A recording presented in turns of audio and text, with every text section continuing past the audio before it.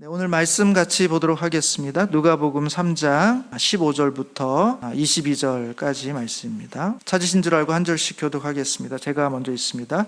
백성들이 바라고 기다림으로 모든 사람들이 요한을 혹 그리스도신가 심중에 생각하니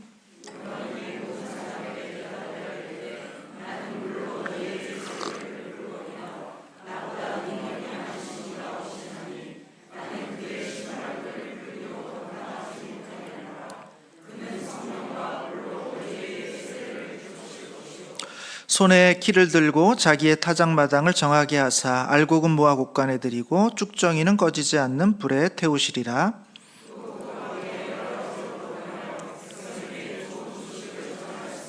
분봉왕 헤롯은 그의 동생의 아내 헤로디아의 일과 또 자기가 행한 모든 악한 일로 말미암아 요한에게 책망을 받고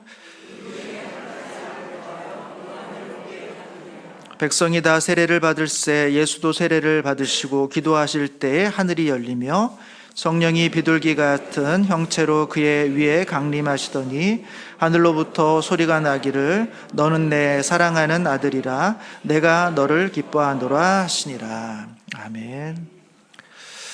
오늘은 우리 예수님과 차이가 나는 대조가 되는 두 명의 인물을 통해서 예수님의 사역이 어떤 사역인가 하는 부분들을 우리 성도님들과 함께 나누기를 원합니다.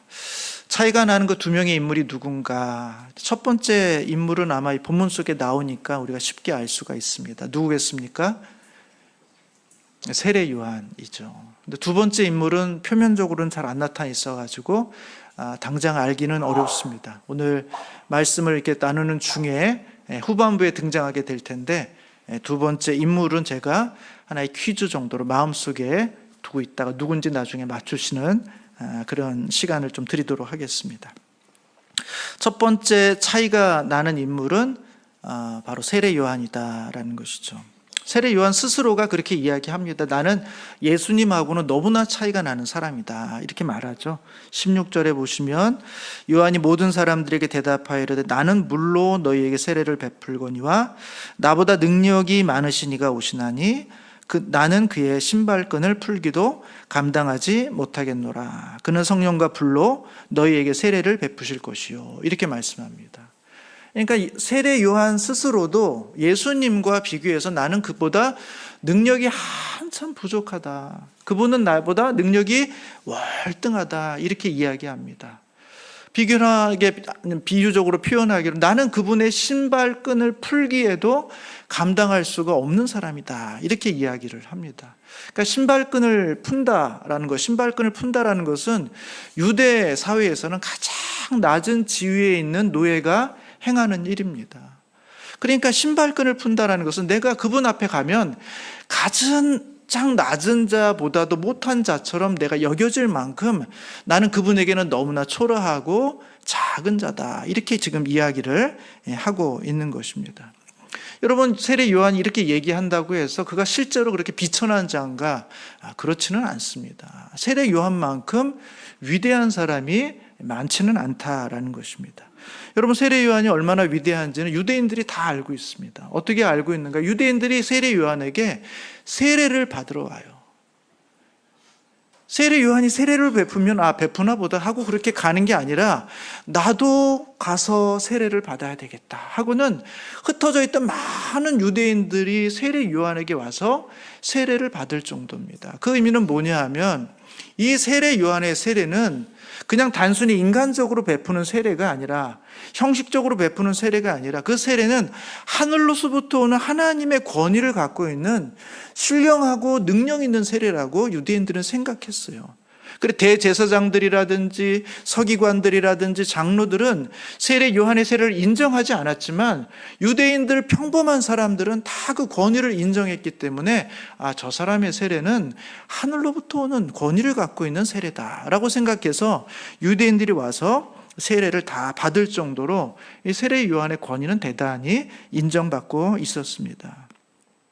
심지어 오늘 15절에 보면 어떻게까지 생각하냐 하면 백성들이 바라고 기다림으로 모든 사람들이 요한을 혹 그리스도신가 심중에 생각했다 이렇게 얘기합니다. 그러니까 그 정도예요. 저 정도라면 그리스도이실 수도 있겠는데, 구약에 말씀하신 그 예언된 하나님의 아들 메시아일 수도 있겠는데 라는 생각이 싶을 정도로 세례 요한은 그들에게서 너무 큰 존재로 여겨졌다라는 것입니다. 그만큼 세례 요한은 평범한 사람이 아니에요. 이미 상당히 높은 권위와 실력을 갖고 있는 사람입니다. 실제적으로 예수님도 마태복음 11장 11절에 뭐라고 이야기하냐 하면, 이 세례 요한 보고 여자가 낳은 자 중에서 가장 큰 자다 그랬습니다. 얼마나 영광입니까? 여자가 낳은 자 중에서 가장 큰 자, 이보다 큰 자가 없다, 이렇게 이야기할 정도라면 이 세례 요한에 대한 평가는 이 세상에서 이미 끝난 것입니다. 그는 가장 존귀한 사람이고 높은 사람이고 하나님의 권위와 능력을 갖고 있는 정말 무시할 수 없는 그런 사람이다라는 것을 성경은 우리 가운데 충분히 알려주고 있습니다. 그런데 그 세례 요한이 예수님을 향해서만큼은 저는 그분의 신발끈을 풀기도 감당할 수가 없습니다. 저는 그분의 가장 작고 낮은 종도 되지 못합니다 라고 이야기를 하고 있고, 그에게는 엄청난 능력이 있지만 나의 능력은 너무나 미미합니다, 이렇게 고백하고 있다는 것입니다. 그만큼 이 세례 요한은 자기 자신과 예수 그리스도의 그 현격한 격차를 인정하는 것으로 시작하고 있습니다. 조금 더 구체적으로 가보면 그 표현, 그 차이를 아주 잘 표현해 주는 것이, 세례 요한이 자기가 주는 세례는 물 세례다 이렇게 말합니다. 내가 너희들에게 주는 세례는 물로 세례를 주는 것이지만, 예수님이 주는, 내 뒤에 오시는 그분이 주는 세례는 성령과 불로 주는 세례다, 이렇게 비교하고 있습니다. 그러니까 물 세례와 성령과 불로 주는 세례는 현격한 차이가 있다는 것입니다. 물 세례만으로도 유대인들에겐 존경을 받지만, 예수님께서 베푸실 성령과 불 세례는 그 존경의 차원을 넘어서서 너희들이 깜짝 놀랄 만한 그런 놀라운 역사를 이뤄내는 세례다라는 것을 말씀해주고 있는 것이죠. 그럼 도대체 물 세례는 뭘까? 그럼 그 당시에 이제 물 세례라는 것은 정결 예식 중에 하나인 것입니다. 유대인들이 부정하거나 뭔가 더러운 것에 접촉했거나 그러면 자신을 정결하게 하기 위해서 이제 물에 쑥 들어가서 깨끗함을 받는 정결 예식의 하나의 방식으로 받아들여졌어요. 그러니까 세례를 받는다는 것은 저는 부정합니다, 저에게는 흠이 있습니다, 저는 깨끗해져야 될 필요가 있습니다 라는 것을 의미하는 거예요. 근데 거기에 또 하나의 의미가 뭐냐 하면, 유대인이 아닌 사람들, 이방인들 중에는 내가 여호와 하나님을 나의 신으로, 내가 그분의 자녀가 되고 백성이 되기를 원할 때 그들이 가져야 될 조건이 있는데, 율법을 온전히 지켜야 되는 것과 더불어서 그들이 할례를 받아야 돼요. 왜냐하면 유대인들은 태어난 지 8일 만에 모든 남자들은 할례를 받게 돼 있어 그 할례를 통해서 구별된 백성으로 인정을 받았기 때문에 이방인인 사람이 하나님의 백성이 되기 위해서는 그가 할례를 받아야 됩니다. 그리고 또 하나의 의식이 있는데, 그것이 바로 세례를 받는 것입니다. 내가 이방인, 저는 죄인입니다, 하나님 백성이 아닙니다, 저는 불결합니다, 불순합니다 하는 자신의 그런 죄의 고백을 통해서, 세례를 통해서 내가 다시 거룩하고 깨끗하고 정결한 하나님의 백성이 되겠습니다 하는 그런 정결 예식으로서 물세례를 받는 것입니다.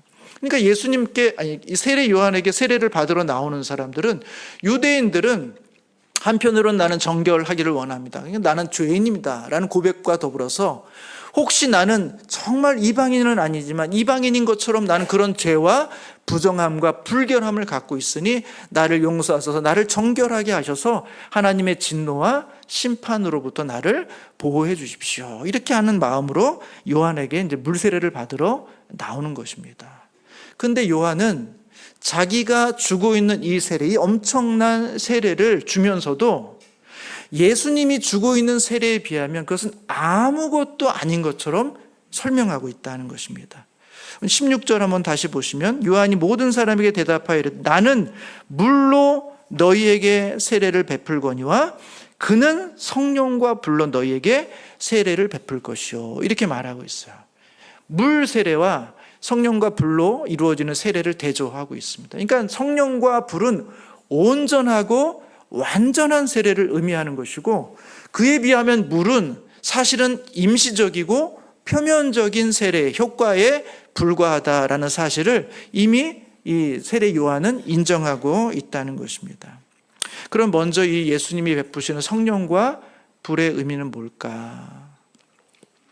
어떤 분들은 이 성령과 불을 하나로, 이 물과 대조되는 개념으로서 해서 한 개념으로 봅니다. 그래서 물이라는 것이 그 사람을 겉표면을 깨끗하게 해주는 그런 의식이라면, 이 성령과 불은 그 사람을 심중으로부터, 마음 심령 속으로부터 새롭게 거듭나게 해주는 것이고, 그 사람을 물로서 정결하게 해줌으로써 거룩한 사람이 되게 하는 그런 의미로서 물과 이 성령과 불을 대조하는 개념으로 보기도 해요.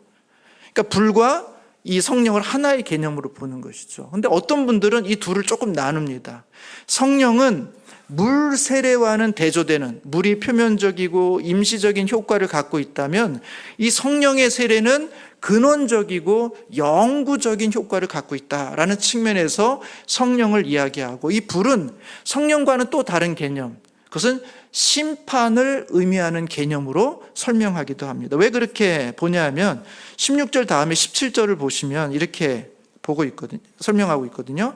손에 키를 들고 자기의 타작마당을 정하게 하사 알곡은 모아 곳간에 들이고 쭉정이는 꺼지지 않는 불에 태우시리라, 이렇게 말하고 있어요. 그러니까 내가 성령과 불로 세례를 준다, 주님은 그렇게 말씀하시면서 그 뒤에 이어서 심판에 대한 이야기가 나오는 것입니다. 알곡과 가라지를 구분한다는 거죠. 그래서 성령은 물 세례와 대조되는 개념으로서의 근원적이고 영원한 효력을 갖고 있는 그런 세례를 말하는 것이고, 이 불은 그 세례와 동시에 하나님, 주님의 오심으로 새로운 심판, 하나님을 믿고 따르지 않는 자들에 대한 온전한 심판이 동시에 이루어지는 것을 의미하는 것이다, 이렇게 보기도 한다는 것입니다. 저는 후자의 해석이 조금 더 이 문맥상 더 잘 맞지 않나, 그런 생각을 해보게 되는 것입니다. 정리하면 이래요.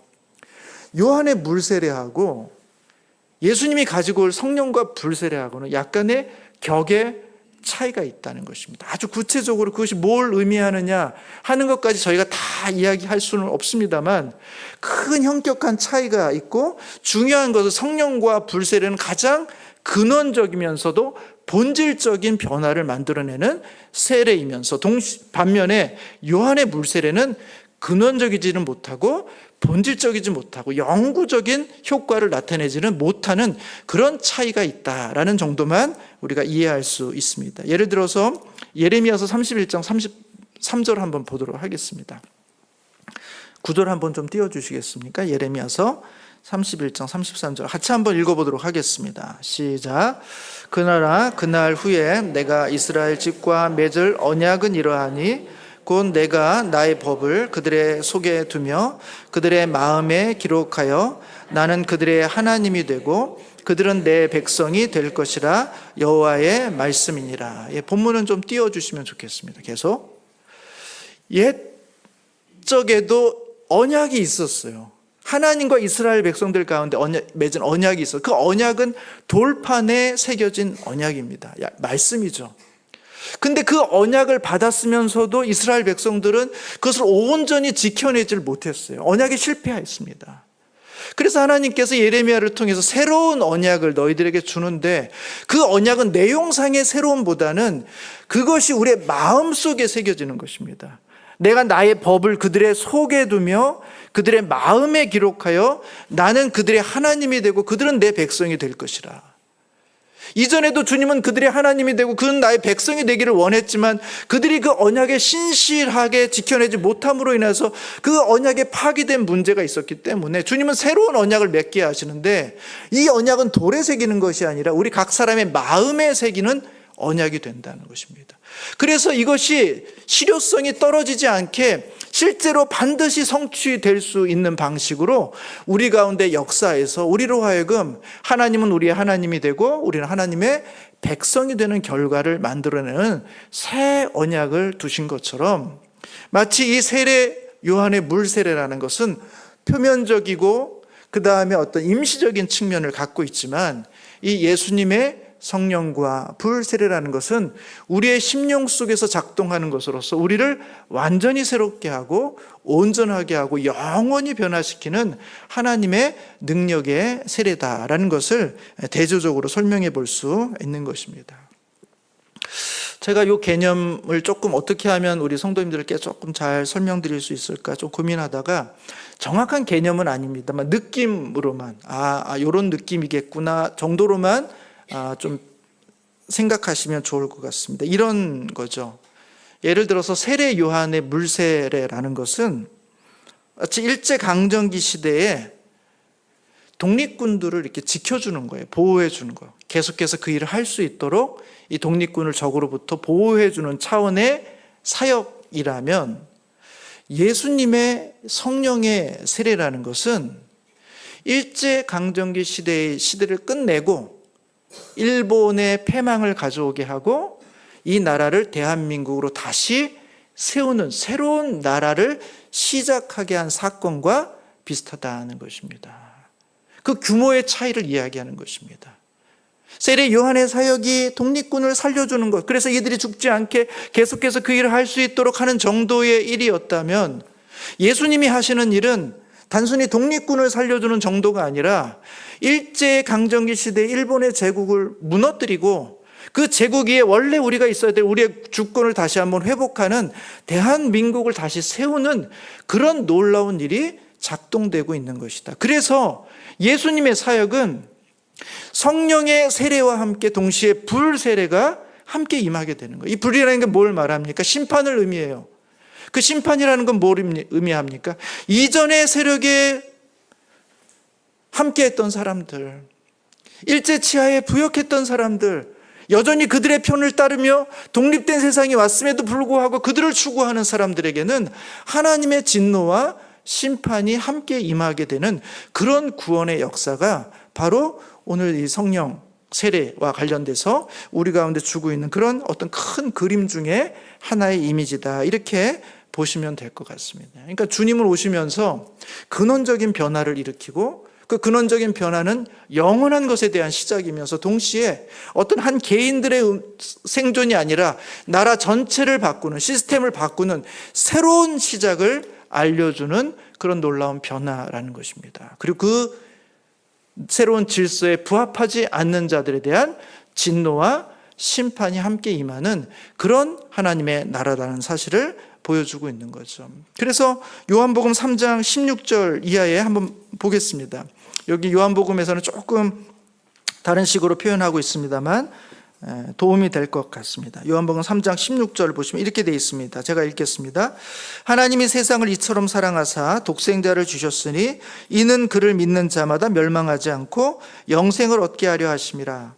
하나님이 그 아들을 세상에 보내신 것은 세상을 심판하려 하심이 아니요 그로 말미암아 세상을 구원을 받게 하려 하심이라.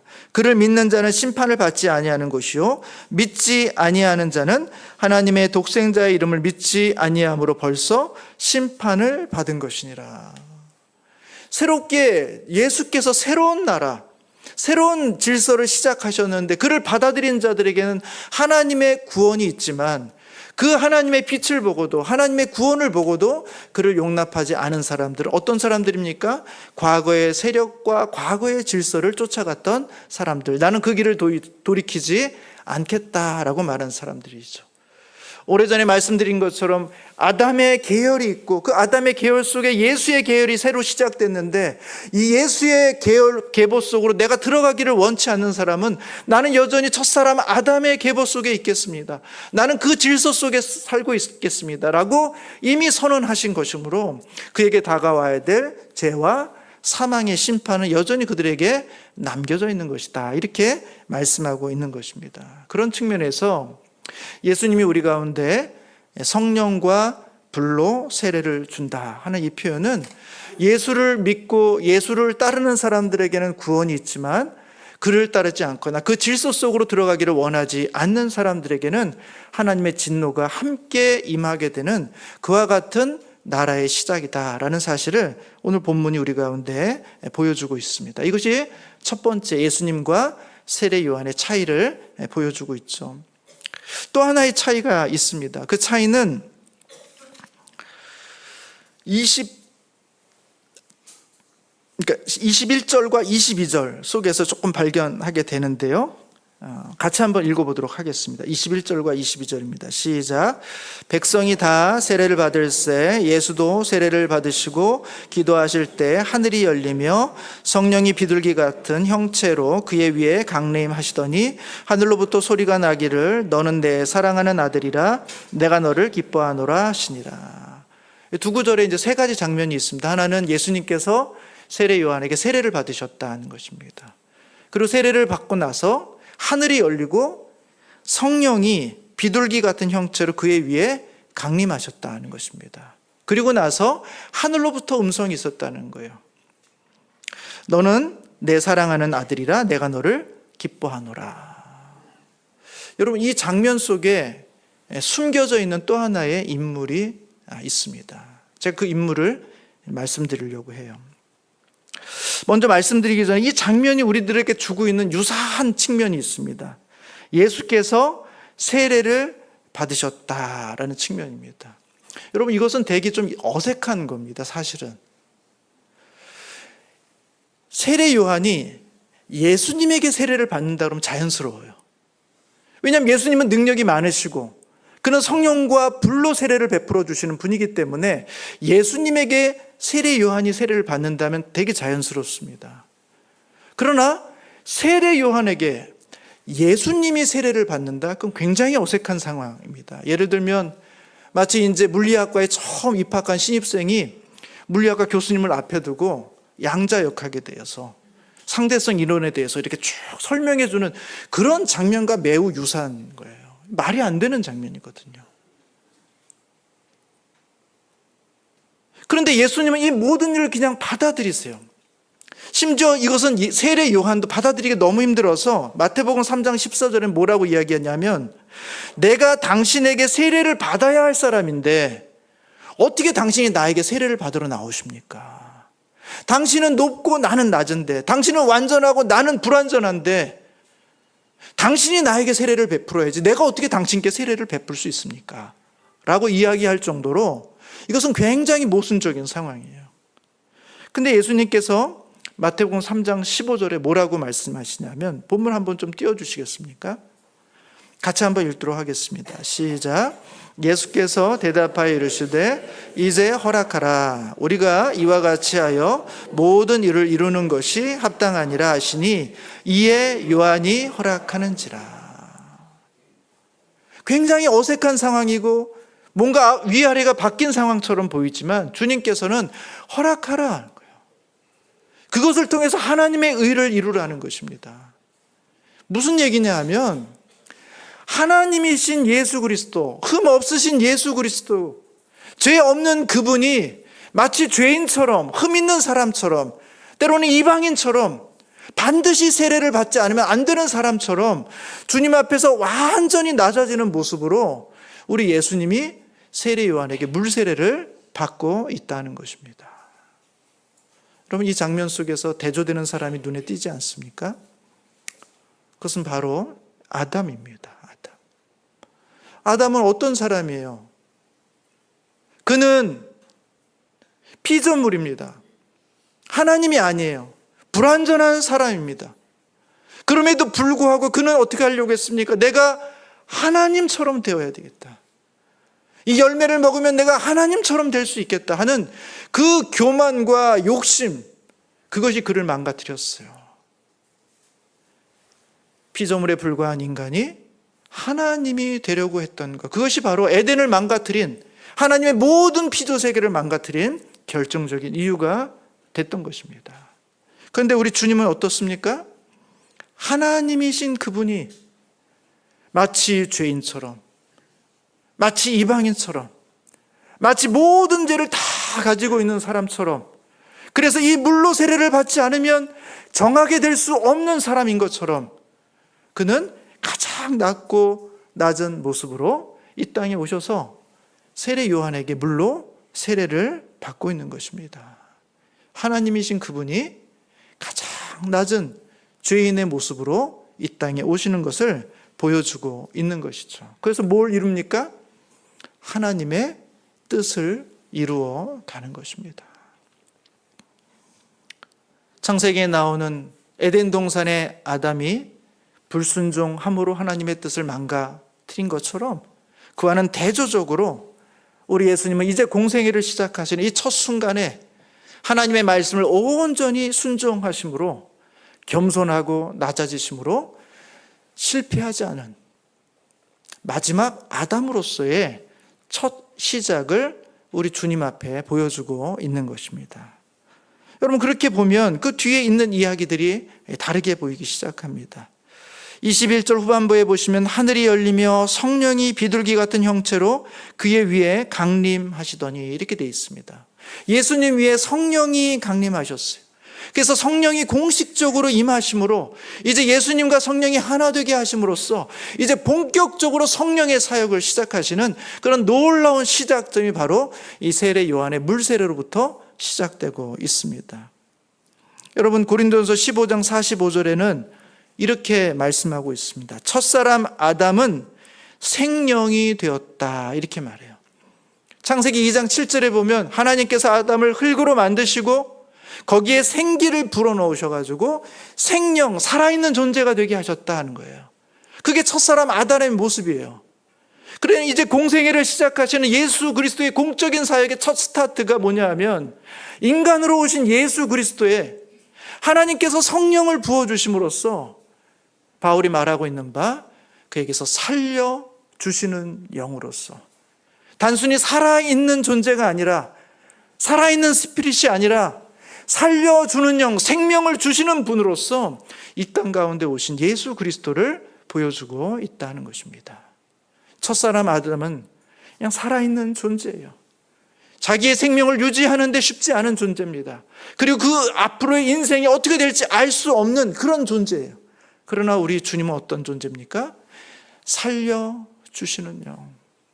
우리 가운데 생명을 주시고 생명의 근원이 되시고 생명을 통하여 모든 영혼들을 살게 하시는 생명을 공급해 주시는 영으로서 이 땅 가운데 시작되고 있다라는 사실을 오늘 본문이 우리 가운데 보여주고 있는 것이죠. 그리고 마지막으로 22절 후반부에 보시면 하늘로부터 소리가 납니다. 무슨 말씀입니까? 너는 내 사랑하는 아들이라 내가 너를 기뻐하노라. 이 구절은 시편 2편 7절의 말씀과 이사야서 42장 1절의 말씀을 이렇게 따온 거예요. 그 중에 일부씩 따와가지고 이렇게 한 표현입니다. 그런데 이 표현을 가만히 보면 딱 하나님의 마음을 알 것 같아요. 하나님의 마음이 어떤 거죠 지금? 매우 만족스러운 거예요. 너무 흡족한 거예요. 지금 내 아들의 이렇게 첫 시작이 너무너무 귀하고 아름다워. 너는 내 사랑하는 아들이고 나의 기뻐하는 자다. 여러분, 창세기 1장 31절에 보면 하나님께서 모든 피조세계를 다 만드시고 마지막에 하나님의 형상대로 인간을 만드시고 나서 하나님께서 최종적으로 이 모든 피조세계를 보시며 하시는 말씀이 있습니다. 하나님이 지으신 그 모든 것을 보시니 보시기에 심히 좋았더라. 하나님이 지으신 모든 피조세계, 인간의 모습을 보고서는 마음에 너무 흡족한 거예요. 너무 귀하다, 너무 아름답다, 너무 괜찮다. 여러분, 오늘 본문의 22절과 21절과 22절의 내용을 가만히 보면 이 내용은 첫사람 아담과 마지막 아담이신 예수 그리스도를 대조적으로 보여주고 있는 장면입니다. 그 이야기는 이제 하나님께서 첫사람 아담을 통해서 새로운 인류를 시작하신 것처럼 이제 마지막 아담이신 예수 그리스도를 통해서 또 다른 창조, 새로운 세계를 시작하시겠다는 하나님의 놀라운 그림을 오늘 세례 요한의 이 세례를 통해서 하나님은 우리 가운데 보여주고 있는 것입니다. 새로운 나라가 시작됐다는 것입니다. 하나님께서 이제 성령과 불로 이 땅 가운데 세례를 주심으로 하나님을 믿고 따르는 주의 백성들에게는 구원을, 영원한 효력을 가지고 있는, 변할 수 없는 효력을 가지고 있는 온전한 구원을 이루어 주시지만 그 질서와 그 가치관을 따르지 않는 자들에게는 동일하게 심판과 진노가 임할 수밖에 없는 하나님이 새로운 나라, 새로운 창조를 시작하셨다 하는 것이 오늘 본문이 우리 가운데 보여주고 있는 그림이다라는 것입니다. 저는 오늘 본문을 쭉 묵상하면서 그런 질문을 하게 됩니다. 왜 하나님은 이렇게 번거롭게 하실까, 일을? 처음부터 온전하고 완전한 것으로 시작해서 하자가 없는 그런 물건을 만드시거나 그런 건물을 지으시면 좋을 것 같은데, 왜 하나님은 처음에 온전하지 않아서, 완벽하지 않아서, 그래서 하자가 생길 수밖에 없는 어떤 상황이 벌어지고 그 상황을 다시 해결하는 방식으로 온전함을 취하는 그런 어떤 역사적인 흐름을 만드셨는가 하는 생각들을 해보게 되는 것입니다. 첫사람 아담, 처음부터 예수 그리스도가 그 일을 시작하셨으면 실패할 일도 없는데 왜 그 일을 또 다른 첫사람 아담을 세우셔서 나중에 다시 마지막 아담으로서 예수가 오셔서 그 일을 마무리 짓게 하셨는가? 왜 세례 요한을 보내서 물로 세례를 줬어? 이 온전치 못하는 세례를 통해서 아예 처음부터 주님이 오셔서 성령으로 세례를 주고 하면 될 것 같은데 왜 첫사람 이 세례 요한을 먼저 보내고 그 다음에 우리 주님이 성령과 불로 세례를 주는 방식으로 일하시는가? 저는 그게 지금도 궁금합니다. 나중에 천국에 가면 제가 여쭤보려고 그래요. 왜 하나님 일을 그렇게 어렵게 하십니까? 쉬운 방법도 있을 것 같고 그럼 충분히 하실 수 있을 것 같은데 왜 어려운 방식을 취하십니까? 근데 확실한 거는 하나님은 세상을 그 방법으로 운영하시기로 작정하신 것 같아요. 이유는 모르겠습니다. 제가 이유는 나중에 여쭤보려고 그래요. 그러나 성경의 많은 부분에서 하나님은 그와 같은 방식으로 하나님의 나라를 이루기를 원하신다는 거예요. 지난주에 봤던 것처럼 고린도전서 15장 42절 43절에 보면 이렇게 말해요. 우리 부활의 우리의 몸이 어떤 몸인가 이야기할 때 썩은 것으로 심고 썩지 아니할 것으로 거두신다 그래요. 속된 것으로 심고 영광스러운 것으로 거둔다 그래요. 약한 것으로 심고 강한 것으로 거둔다 그래요. 왜 그렇게 하십니까? 왜? 처음부터 강한 것, 처음부터 영광스러운 것, 처음부터 썩지 않는 것을 심으셔가지고 처음부터 완벽하게 일을 하시면 될 것 같은데 하나님 그 방법을 일하지 않으세요. 썩을 것을 심습니다. 속된 것을 심습니다. 그리고 약한 것을 심어요. 그리고 거기서부터 썩지 않는 것, 거기서부터 영광스러운 것, 거기서부터 강한 것을 만들어내시는 방식으로 일하신다는 거예요. 육의 몸으로 심고 신령한 몸으로 다시 살아나나니 육의 몸이 있은즉 또 영의 몸도 있느니라. 하나님은 영의 몸, 완전한 몸만 만들어내는 게 아니라 반드시 불완전하고 연약하고 불순하고 그래서 하자가 있어 보이는 그런 육의 몸을 가지고 하나님의 영의 몸 만드시기를 원하신다. 그게 하나님의 방식이라는 거예요.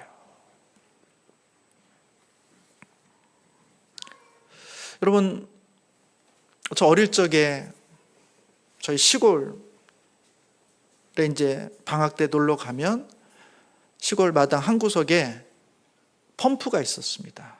이렇게 손을 막 오르락 내리락 하는 그런 수동으로 하는 펌프가 있어요. 아마 보신 분도 있고 또 그런 집에 그런 것이 있었던 분도 계실 거예요.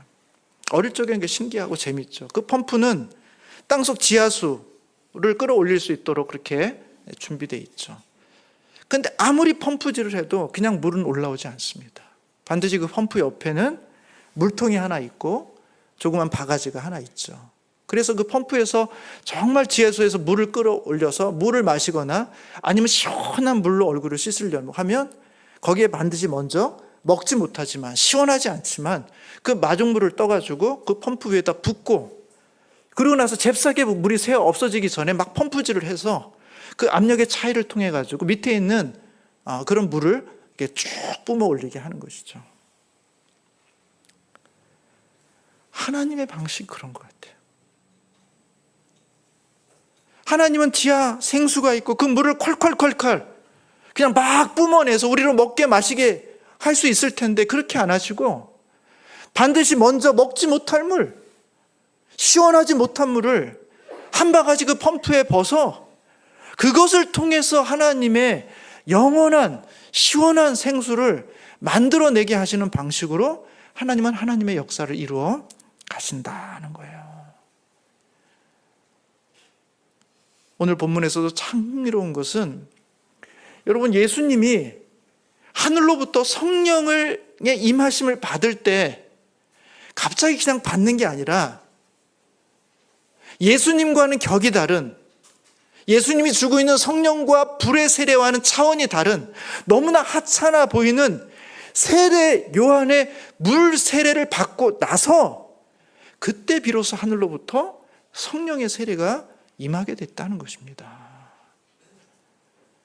하나님은 우리 주님에게 성령을 부어주실 때 실력 없고 불완전하고 미흡한 세례 요한의 물 세례를 통해서 우리 주님께서 성령의 세례를 받으실 수 있도록 하나님께서 역사하시는 장면을 보게 된다는 것입니다. 사랑하는 성도 여러분, 우리가 바로 그와 같지 않냐는 거예요. 우리가 세례 요한과 같지 않은가? 우리가 하고 있는 일이라는 것이 물 세례와 같지 않은가? 그 효과가 오래가지 못하고 온전하지 못하고 때로는 불순하고 불결해서 그것으로 무슨 대단한 일을 할 수 있을까 하는 걱정과 염려와 그런 주저주저하는 마음이 우리를 지배하고 있는데 하나님은 오히려 그런 우리의 약한 것, 그런 우리의 불순한 것, 속된 것, 썩어 없어질 것을 통해서 하나님의 놀라운 영원한 것들, 영광스러운 것들, 강한 것들을 만들어 가시기를 기뻐하신다는 거예요. 수천 명의 사람들이 광야에 있는데 그들을 먹일 음식이 없기 때문에 제자들은 주님, 저들을 마을로 돌려보내가지고 뭔가를 먹고 오게 하는 게 좋을 것 같습니다. 우리가 줄 음식도 없고 줄 돈도 없고. 근데 주님은 굳이 그 뻔한 현실을 다 알면서도 너희가 먹을 것을 주어라. 먹을 게 어디 있습니까? 먹을 게. 너희가 먹을 것을 주어라. 주님, 우리가 가지고 있는 것은 떡 5개랑 물고기 2마리밖에 없는데 이걸로 뭘 할 수 있겠습니까? 주님은 거기서부터 시작하신다는 거예요. 아무것도 아닌 것,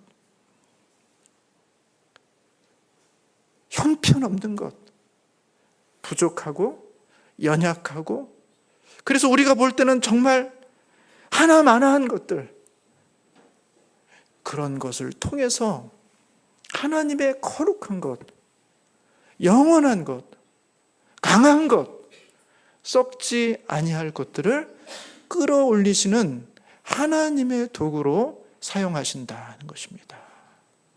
바울이 말합니다. 너의 몸을 거룩한 산 제물로 드리라. 우리가 하나님 앞에 온전하지도 완벽하지도 한결같지도 못하지만 주님, 그러나 주님께서 저를 통해서라도 제가 마중물이 되어서 하나님의 놀라운 능력을 끌어낼 수만 있다면 주님, 저 자신을 주님 앞에 산제물로 드리겠습니다. 요한의 물 세례가 있는 그곳에 하늘로부터 오는 성령이 임하게 되는 것처럼 우리의 작은 헌신과 수고와 부족함이 하나님의 영광을, 하나님의 나라를 이 땅 가운데 가져오게 하시는 놀라운 하나님의 방식이 된다는 사실을 믿으시고 우리의 삶 가운데 부족함과 연약함 속에서도 하나님 앞에 우리의 삶을 온전히 올려드리시는 우리 성도님들 되시기를 주님의 이름으로 축복합니다. 기도하겠습니다.